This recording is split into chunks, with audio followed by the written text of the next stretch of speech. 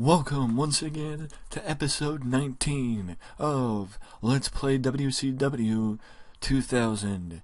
We are 1 week away from WCW Uncensored, where Diamond Dallas Page will step into the ring against Big Papa Pump Scott Steiner for the WCW World Heavyweight Championship. And also, Kidman and Mysterio will go against Chronic. And Bam Bam Bigelow will finally get in the ring against the hardcore legend Terry Funk for the WCW hardcore title. All that and more this Sunday, but the reason why I'm starting things a little bit differently today is because a big announcement is about to be made. And the big announcement that's about to be made is that after 2 years of airing, I have decided to cancel the deal for WCW Thunder and put the show on the shelf for at least right now. Because one reason and one reason only. Well, actually 2 reasons. Number 1, I'm a cult, which is the size of the company right here, which normally in this game, as a cult, you're only allowed 2 shows, not 3. Especially when one of the shows is a B show, and 2 of the shows are an A show, and basically, your company's in transition. This company is 100% in transition. 100% in transition. Because, yes, Sting and Goldberg and, Kurt Hennig and, so on and so forth, Goldberg's still able to be a top guy, and Sting, he's still able to Sting's still able to be a top guy. But if you look at it, Ric Flair's 51 years old. Hulk Hogan is, I believe, 44, 46. Kevin Nash is in his early 40s, but his stamina and resiliency are going down. Scott Hall is still Scott Hall. So, basically what I'm saying is, Scott Steiner's a perfect example of this. He's 37 years old. But look at his jump, or the jump that has gone through. He won the world title in January. And that gave him a popularity boost, and then beating Ric Flair gave him another popularity boost. And he beat Ric Flair with a dusty finish. Basically what I'm saying is, guys like Scott Steiner, guys like Booker T, guys like, Rey Mysterio, Billy Kidman, Goldberg, because Goldberg's only 33 years old. Guys like that, Jeff Jarrett, are guys that I should be investing in. And, that's a part of the transition to slowly but surely move new guys into the top into the upper echelon of the company, and slowly move guys who are getting older out of the upper echelon of the company. And that's why a guy like Bam Bam Bigelow, who's 38 years old, yes, I know he's only a year older than Scott Steiner, but Scott Steiner was on the brink of becoming champion by this time. So, pushing him to the world title isn't that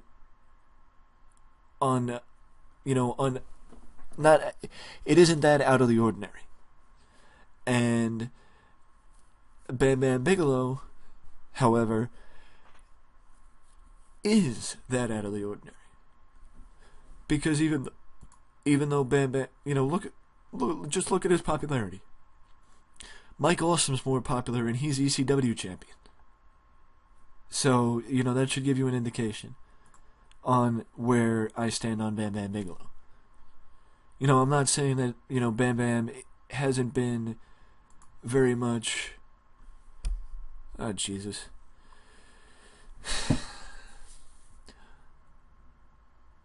Normally I would suspend him because he beat up an announcer, but I'm going to suspend him after the pay-per-view. I'm going to suspend him after the pay-per-view. Because he does have a match with Ric Flair at the pay-per-view, and this just means that Ric Flair is going to win the match at the pay-per-view instead of Jeff Jarrett like Jeff Jarrett was originally going to. That is the truth. Jeff Jarrett was originally going to win the feud and win the match at the pay-per-view, but that's not going to happen this time around since he lost. I mean, since he basically, since he basically told me to, basically attacked an announcer. You don't attack an announcer and expect for me to, give you the benefit of the doubt.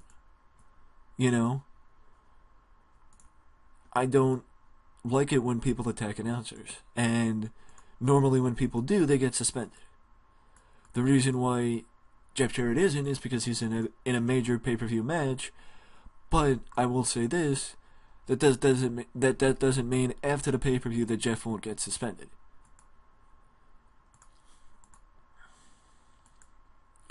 And that also doesn't mean that after this Sunday, I won't show me suspending Jeff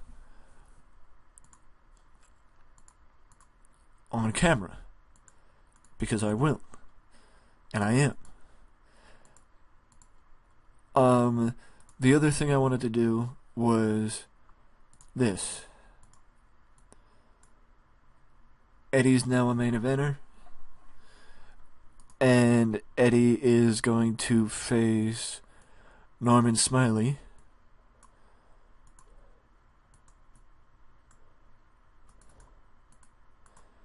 And I'm deciding now that since Eddie is a main eventer, I'm not going to have the title. I'm not going to have it be title for title. Okay, so now it's time for a good old-fashioned four corners elimination match.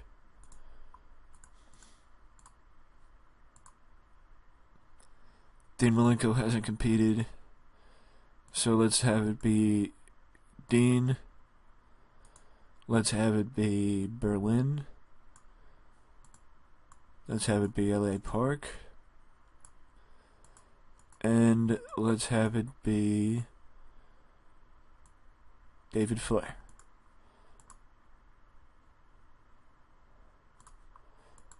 Okay, fine. Let's have it be Tafka, the artist formerly known as Prince Ayakea. And the winner will move to the next pay-per-view to face Juventud Guerrera for the Cruiserweight Championship. I believe he competed last week against Conan. Yeah. Yes, and the American Nightmare is Dustin Rhodes. I know thus far in the series I've kept it a secret because, you would look and say, okay, why is Dustin Rhodes under a mask? But the fact of the matter is, the one thing I never understood was, why not? People always say, oh, oh, he competed twice last week. Okay, maybe I won't. Oops, I think I opened up the breath. Yeah. He competed twice last week, so I'm not going to give him a match this week. How about Meng? Yeah, how about Meng? Meng against Conan. Well, I mean, first time for everything. I don't think I've ever opened up the browser before when I was recording, so, first time for everything. I never actually really use him, so why not? If you want to know when he's going to debut, I'm actually going to give him a feud with what's his name? The champion? Whoever the champion may be after the pay-per-view. So, yeah. You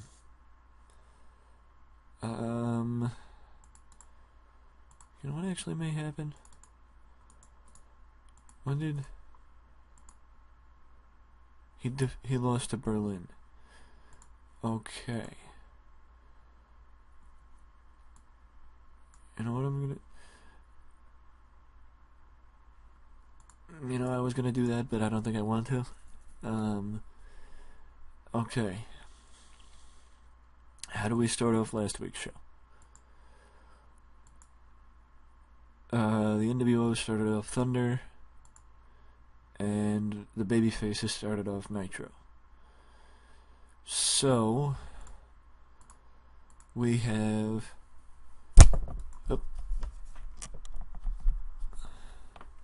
We have Diamond Dallas Page himself. You know what? I can't do that. It's Roddy Piper. It's Hulk Hogan. It's Ric Flair.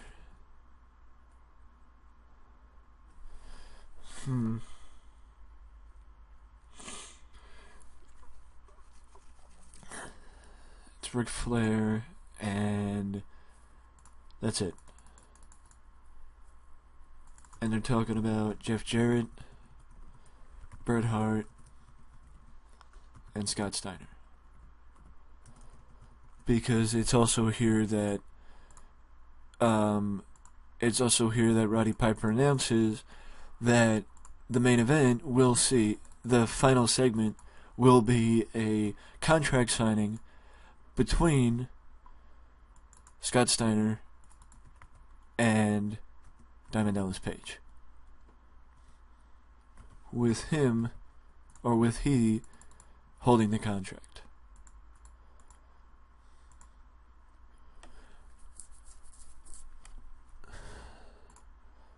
About halfway through the show, we have, for the first time in quite a while, I'm almost 100% sure for the first time in quite a while, Bret Hart is actually with the New World Order, and Bret Hart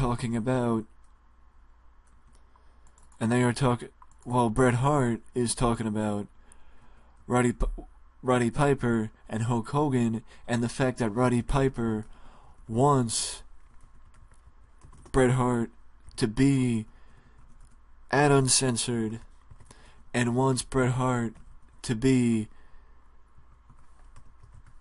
in the ring at Uncensored with Roddy Piper and Hulk Hogan to iron everything out and to figure out every little crevice and issue that may be around the recent events that we have seen between Bret Hart and Hulk Hogan. See, so basically, first things first, at Uncensored, you will find out whether Bret Hart plans to come back to the ring or not, and whether Bret Hart is able to come back to the ring or not. Basically, you will find out if a future match between Bret Hart and Hulk Hogan will happen.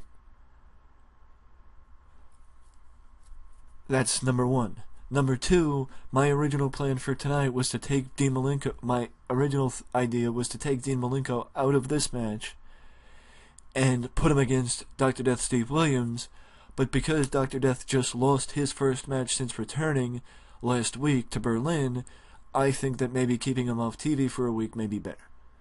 Or keeping him off Nitro, to be specific, may be better, and putting him on Saturday night might be better.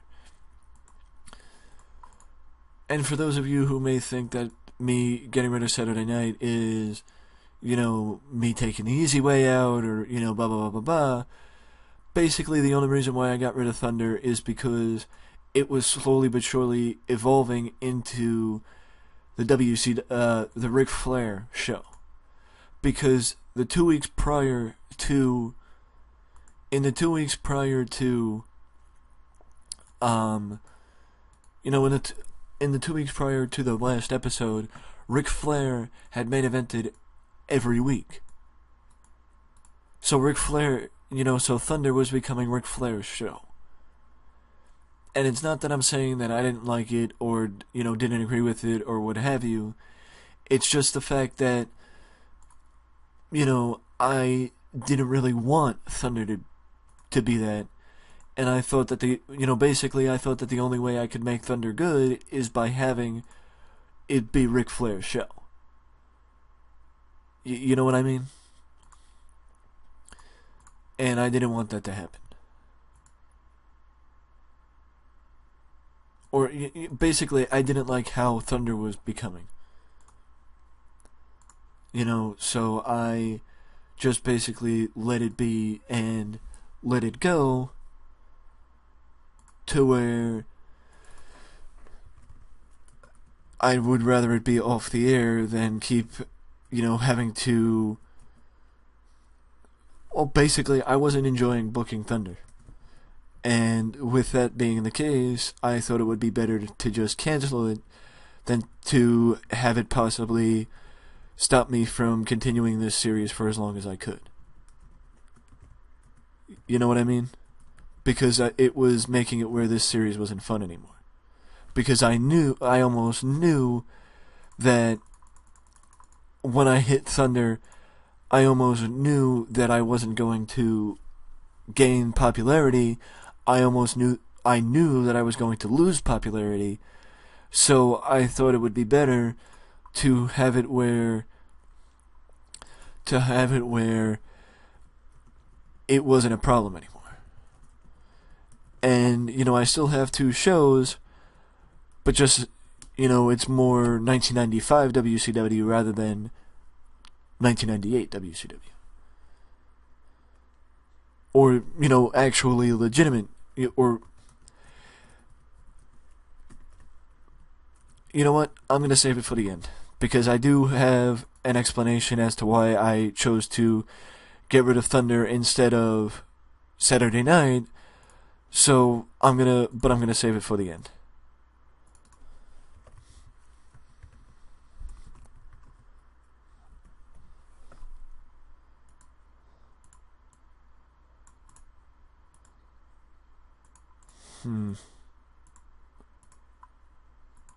I don't think they're gonna give me the best main event I can. So maybe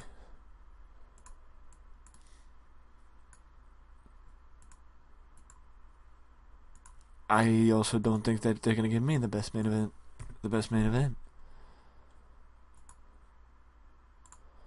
Huh. Alright then.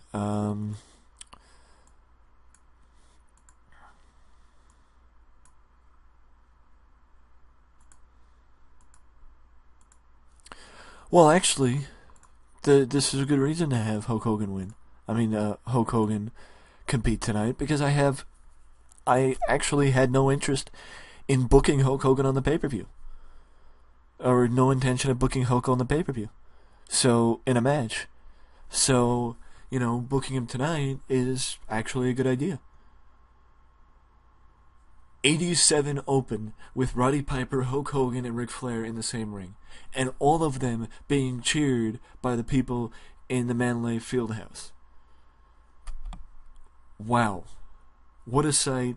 I never thought that Roddy Piper, Hulk Hogan, and Ric Flair would all be in the same ring, let alone all be being cheered. So, but either way, Hulk Hogan Hulk Hogan agrees to appear in the ring with Roddy Piper and Bret Hart this Sunday to iron out the issues between Hulk and the Hitman. And Ric Flair asks Roddy Piper to add a stipulation to his match with Jeff Jarrett, making it no disqualification. And Roddy Piper agrees that this feud between Ric Flair and Jeff Jarrett needs to end this Sunday, but he's not going to make it a no disqualification match. He's going to put Ric Flair and Jeff Jarrett inside of a 15-foot high steel cage, where there will be a winner and a decisive winner at that. So this Sunday, Ric Flair, Jeff Jarrett, one-on-one, one more time, inside of a steel cage. Dean Malenko also will get a title shot this Sunday, one more time, against Juventud Guerrera for the WCW Cruiserweight title, after winning a fatal 4-way elimination match tonight on Nitro. I told you when I booked Night of the Legends that Dean Malenko likely would not leave the Cruiserweight division because of the weakness in the division and the lack of depth for challengers for Juvi. But also I will say this, that if in fact he does lose, you will not see Dean Malenko face Juvi again as long as Juvi is champion. That is not a stipulation that I'm going to announce, but it is a stipulation that I'm attaching to the match because a new challenger will be facing Juvi for the title if Juvi wins this Sunday. And speaking of this match, the reason why this match happened tonight and not on pay-per-view is because the last time I put it on pay-per-view, it sucked. I mean, honestly, I could have been confusing this match. Okay, fine. The reason why I didn't put it on pay-per-view is because I knew I wasn't gonna let Norman Smiley win. So why the hell am I gonna put it on pay-per-view? Why put a predictable match? Why put an easily predictable match on pay-per-view? Why not put it on the show? And I know doing that I'm damaging the credibility of the television title. But am I damaging the credibility of the television title? Or am I saying that the United States champion is better than the television champion? Which means that the fans should value the United States champion more than the television champion.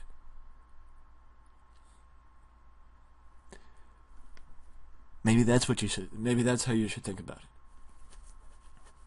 I'm just saying. But I will say this, that this is the end of the feud between Norman Smiley and Eddie Guerrero, and both the U.S. champion and television champion will move into new feuds following Uncensored.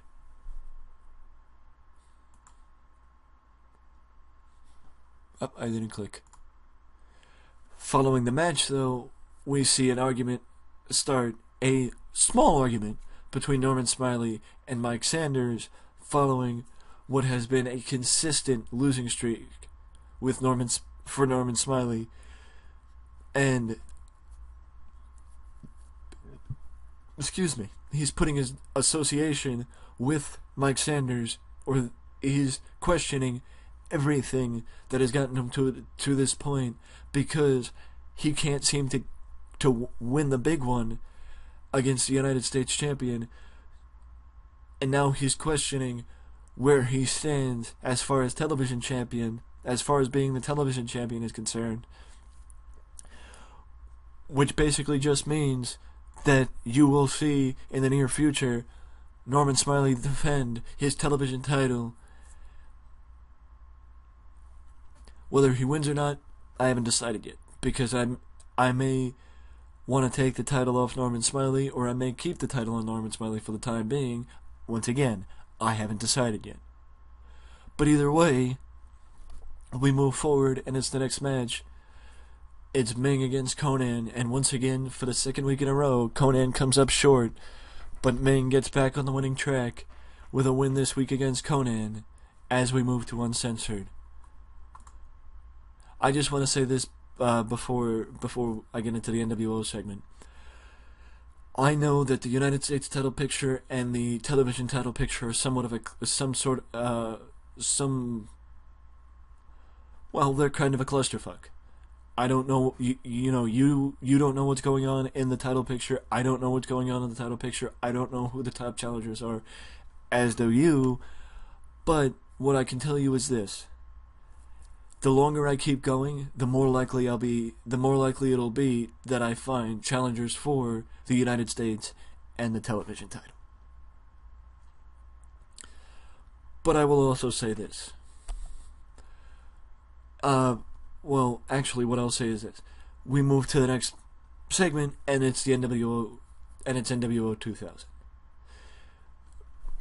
First, we start with Bret Hart, and Bret Hart accepts Roddy Piper's offer to go face to face with Hulk Hogan this Sunday on pay-per-view,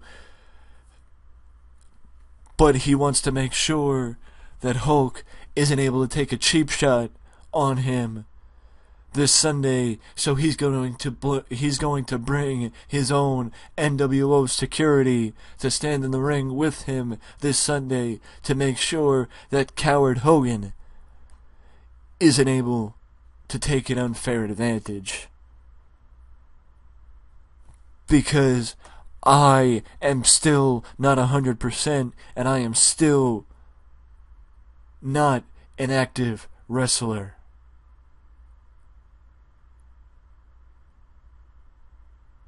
You know what? I'm not gonna have him say that.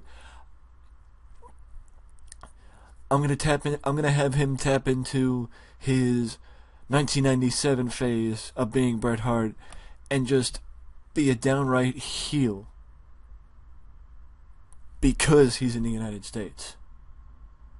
And honestly, I think at this point in their careers, I think Kevin Nash and Scott Hall would also play along with acting like they're, pretending that they're Canadian, because they're not looking to be serious, they're looking to have fun at this point in their careers in WCW. And I would actually tell them, pretend to be Canadian. Just pretend that you're on Bret Hart's side, that you're echoing his sentiments, that you want to go back home to Canada, so on and so forth. And then you have Bret Hart look at him and say, guys, you're not Canadian. And then I would also have them go off and be like, Harlem Heat, you know what, we're sick and tired of you two. That's why this Sunday we want our match against you two to be a losing team must disband match. Which means, for all you simple-minded Americans, that whoever loses this Sunday can never team together again. So either this Sunday you will see the last match of the Outsiders, or you'll see the last match of Harlem Heat.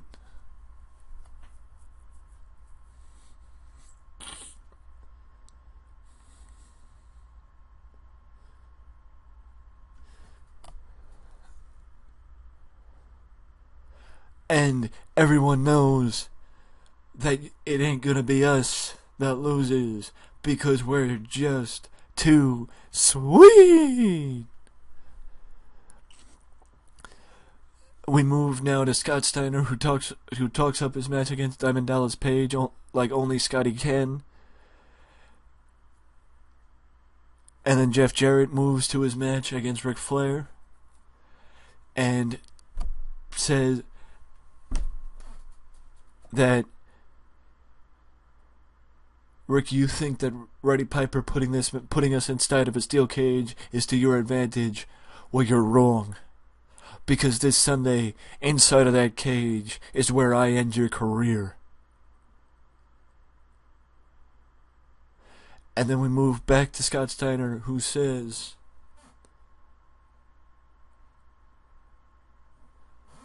this Sunday, the NWO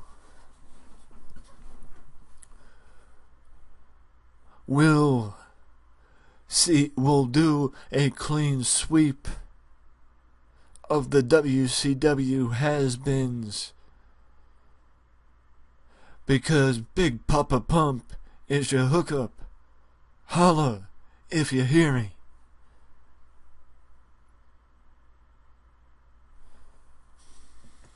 And then the NWO leaves, and it makes way for an 8-man tag team match as Chronic, the Harris Brothers, the Varsity Club, and the Filthy Animals collide in an 8-man tag team contest, with the Varsity Club and the Filthy Animals getting the victory, with Billy Kidman hitting the shooting star press on Ron Harris to get the win. But the brawl does not end there.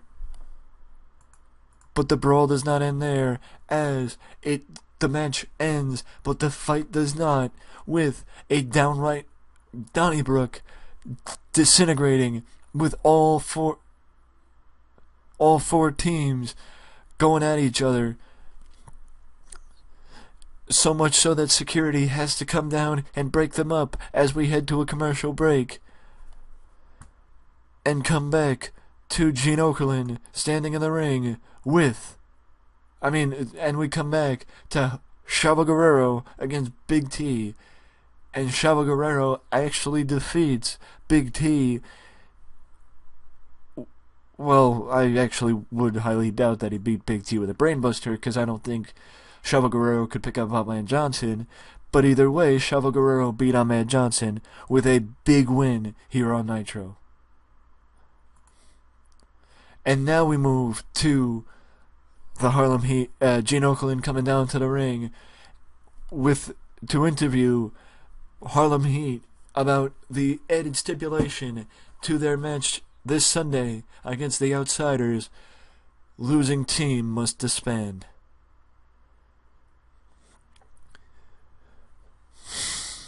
Booker, Stevie Ray looks at Booker and says, "Gene, me and my brother have accomplished more than we could ever thought possible in the WCW. But being able to stand here next week and tell you that we ended the tag team careers of Kevin Nash and Scott Hall would just be the icing of the cake. Because those two egotists, well, they need to be taken off their high horse, and the Harlem Heat are just the team to do it." And then Booker takes over. "Gene, when this little, feud between us started, we knew that in the end, one of us wouldn't be left standing, because we are the last of a dying breed. We're the last of the old tag team division in the WCW. It used to be the Nasty Boys. There used to be the Steiner Brothers. There used to be the Road Warriors, the American Males. It used to be so many great tag teams have walked through that door and came down to this ring and dazzled these people over the years in the WCW. We are the last, not just us, but the Outsiders too. We are the last of the tag team golden age. Me and my brother ain't done yet. And this Sunday, we're just gonna add another achievement to our long list of achievements in WCW. Now can you dig that, sucker?" And now we move to the main event. Unfortunately, it didn't get as good as I thought it would. As Hulk Hogan and Sid Vicious get a 70. But because of the lack of selling, and I'm also going to guess because of the declining abilities for both guys, the match really didn't do as good as it should have. But the main event, the final segment, the contract signing for the title match between Scott Steiner and Diamond Dallas Page got an 84 and helped give the show a little bit of a boost in the end, as Scotty Steiner and Diamond Dallas Page will collide one-on-one in the ring, actually for the WCW World Title. And this match actually did happen in real life, but it happened, I believe, in February 2001 or January 2001, and that was actually Diamond Dallas's last match in the WCW until he showed up in the WWE following the purchase of WCW. Let's see what we get. A 73 final rating, and we increased our popularity in 23 regions, but also lost popularity in one region. We couldn't have increased popularity in just 23 regions. We had to lose popularity in one. God, damn it. But I will say this, that the segment... Oh, God, that sounded fake. I'm sorry.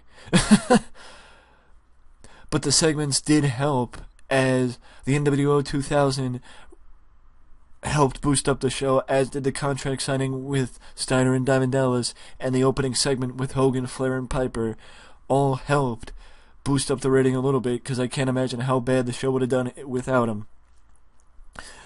But I will also say this Sunday is Uncensored, and I'm not going to go through all the matches, but I will say this, that Scott Steiner, I'll go through the top matches. Steiner versus Diamond Dallas for the world title. Losing team must disband. Harlem Heat versus the Outsiders one more time. And the last top match on the show is Ric Flair versus Jeff Jarrett, now to be contested inside of a steel cage. But also this Sunday, you will see the Filthy Animals defend the tag team titles, Hoovy defend the World Cruiserweight title, and a face-off finally between Bret Hart and Hulk Hogan in the middle of the ring with Roddy Piper basically as the mediator. So that should be interesting this Sunday. So you're not going to want to miss Uncensored this Sunday. But before I go, I just want to mention this. There is no doubt in my mind, and in anyone's mind, that when WCW hit the year 2000, things were slowly but surely... WCW was basically the Titanic. And, this is when people were running for the lifeboats, and, pandemonium was starting, and the tension was starting to rise. We were near the end of the movie. And April 2000, specifically April 10th, 2000, WCW hit the reset button. And it wasn't a creative direction. The upper management in Time Warner actually hit the reset button for the company. And saw creative change. I did it a month early. But you're going to say, how did you hit the reset button? Following Uncensored, changes will be made, and the future of WCW will become a little bit more clear following Uncensored. And also I will just say this. In my opinion, this is how they should have hit the reset button. Because me hitting the reset button is... Well, to be fair, I hit the reset button back in January. But I hit it again. Because what should have happened was they should have canceled Thunder. And they should have went back to 1995. They should have went back to the 1995 mentality where they just had Nitro and where they just had Saturday Night. Yes, in 1995, Saturday Night, I believe, had the longer hour block. I believe Saturday may still have been 2 hours, but I'm not sure. But either way, what I'm saying is then move it up to 1996 mentality, where Nitro was 2 hours and Saturday Night was an hour. That's what I'm saying. Where Nitro is the only A show. Where Nitro is the main focus, where Nitro is the place where all the big angles get pushed, where all the big guys are seen, where everybody is seen once a week. And where Saturday Night is for people like CM Punk and Chuck Palumbo and Mike Sanders to make waves in the company, to get their footing and to get on steady ground. You know, the young guys to get on steady ground and to get to find themselves, to find their character, and to get over with the fans in front of a live audience and on a national television or a national TV to have national TV placement.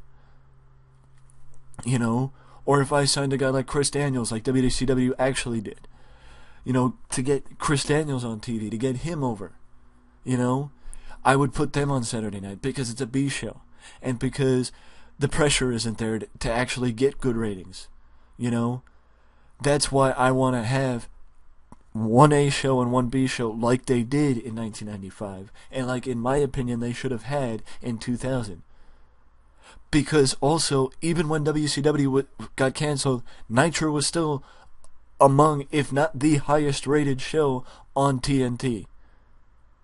So, I don't know why they would have canceled it, or they would not have helped Nitro by making the focus on the station, or the focus of the company, and when they realized having 3 shows wasn't working.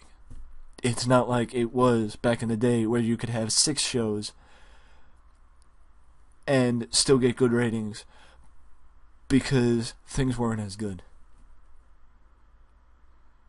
Because the mentality was different.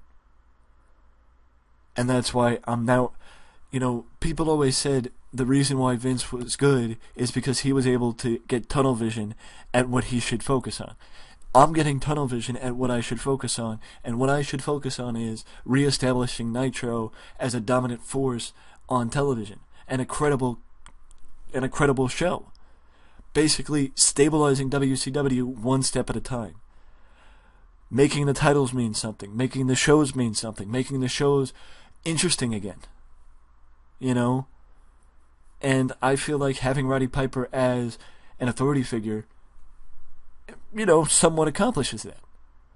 But also, now the next step is interesting storylines.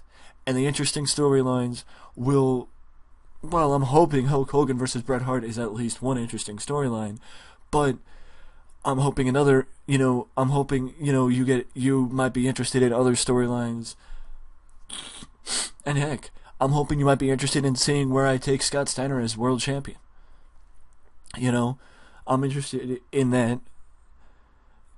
You know, but after Uncensored, more storylines will be coming together with the top names, as I will also say this, Ric Flair versus Jeff Jarrett is done after Uncensored, so both of them will need a new direction following Uncensored. But I will say this, that, you know, stability takes time. And I feel like in TNA, I got the stability. I'm slowly but surely moving closer to stability with WCW. So, hopefully, very soon, you will see things starting to move towards stability and, you know, just more important, you know? But, either way, let me know down in the comment section below, are you intrigued by some of the feuds that have been going on, and are you interested to see what happens this Sunday at Uncensored? If you are, leave a comment and let me know what you're looking forward to most this Sunday at Uncensored. But if you don't want to leave a comment, you can always leave a like and subscribe to the channel for more content just like this that you can only find right here at Wrestling Express. Till next time, later.